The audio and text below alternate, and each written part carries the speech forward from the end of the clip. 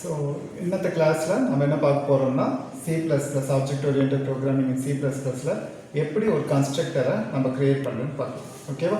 So ஒரு கன்ஸ்ட்ரக்டரை create பண்ணுறதுக்கு so ஸ்டார்டிங்கில் நம்ம என்ன பண்ணுவோம், ஒரு class followed with class name. ஓகேவா? ஸோ கிளாஸ் நேம் ஒன்று நம்ம க்ரியேட் பண்ணுவோம். ப்ராக்கெட் ஓப்பன், ப்ராக்கெட் க்ளோஸ் பண்ணுவோம், செமிகோலன் கொடுத்து ப்ராக்கெட்டை கிளாஸை எண்ட் பண்ணுவோம். ஓகேவா? இப்போ ஒரு கன்ஸ்ட்ரக்டர் க்ரியேட் பண்ணுறோம்னா எப்படி நம்ம க்ரியேட் பண்ணோம்னா அந்த கிளாஸ் நேமை வச்சு தான் நம்ம கன்ஸ்ட்ரக்டரை க்ரியேட் பண்ண முடியும். ஸோ இதுதான் வந்து ஃபர்ஸ்ட் ரூல். இது அதனால தான் நம்ம என்ன சொல்கிறோம்னா கன்ஸ்ட்ரக்டர் வந்து ஒரு ஸ்பெஷல் மெம்பர் ஃபங்க்ஷன் சொல்கிறோம். அப்போ இங்கே கிளாஸ் நேம் என்ன, சிஎஸ்ன்னு கொடுத்துருக்கோம். அப்போது சிஎஸ் ப்ராக்கெட். ஓகேவா? ஒரு கன்ஸ்ட்ரக்டர் நம்ம க்ரியேட் பண்ணோம்னா கிளாஸ் நேம் வச்சு தான் நம்ம அந்த கன்ஸ்ட்ரக்டரை க்ரியேட் பண்ண முடியும். ஸோ இதையும் நம்ம என்ன சொல்லுவோம் அப்படின்னா இது வந்து டிஃபால்ட் கன்ஸ்ட்ரக்டர். இது வந்து என்னது, டிஃபால்ட் கன்ஸ்ட்ரக்டர். ஏன் அப்படின்னா இங்கே வந்து எந்த ஆர்குமெண்ட்டுமே நம்ம பாஸ் பண்ணல. ஸோ இது வந்து டிஃபால்ட் கன்ஸ்ட்ரக்டர்.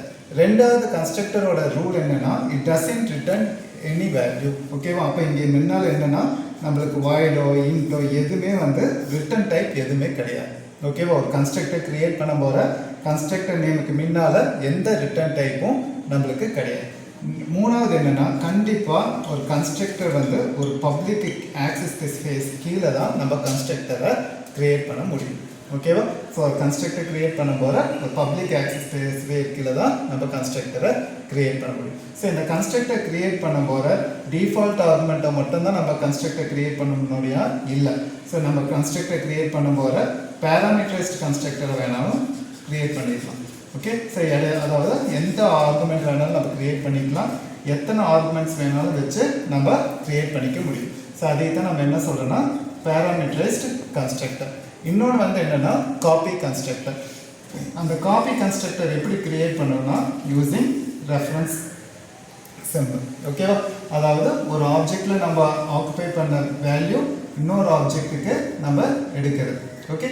ஸோ இது எப்படி க்ரியேட் பண்ணோம்னா யூஸிங் அ ரெஃபரன்ஸ். ஸோ இந்த மாதிரி தான் நம்ம வந்து என்ன பண்ண போகிறோம்னா ஒரு கன்ஸ்ட்ரக்டரை க்ரியேட் பண்ண முடியும். ஸோ கன்ஸ்ட்ரக்டர் க்ரியேட் பண்ணுறதுக்கு ஸோ மெயின் திங் கன்ஸ்ட்ரக்டர்னாவே it occupies the memory space. அப்போ கன்ஸ்ட்ரக்டர் க்ரியேட் பண்ணோன்னா நம்ம என்ன ரூல் ஃபாலோ பண்ணணும் அப்படின்னா கண்டிப்பாக அந்த கன்ஸ்ட்ரக்டர் கிளாஸ் நேம் நம்ம க்ரியேட் பண்ணுவோம். அந்த கிளாஸ் நேம் வச்சு தான் நம்ம என்ன பண்ணுவோம், ஒரு கன்ஸ்ட்ரக்டரை க்ரியேட் பண்ணுவோம். அந்த கன்ஸ்ட்ரக்டர் க்ரியேட் பண்ண போகிற முன்னால் எந்த ரிட்டர்ன் டைப்ஸும் நம்ம கொடுக்கக்கூடாது.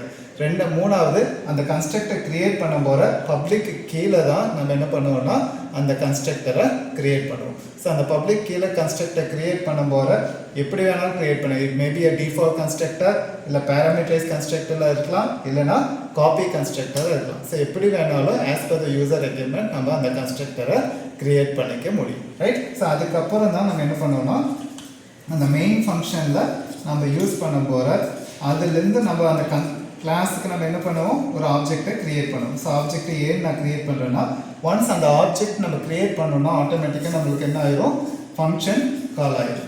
ரைட்? அந்த ஃபங்க்ஷன் கால் ஆனோன்னா ஆட்டோமேட்டிக்காக நம்மளுக்கு என்ன ஆகும், அந்த கன்ஸ்ட்ரக்டர் இன்வோக் ஆகும், ஒரு மெமரி ஸ்பேஸ் அலோகேட் ஆகிடும். ஸோ இப்படி தான் நம்ம என்ன பண்ணுவோம்னா ஒரு கன்ஸ்ட்ரக்டரை க்ரியேட் பண்ணுவோம்.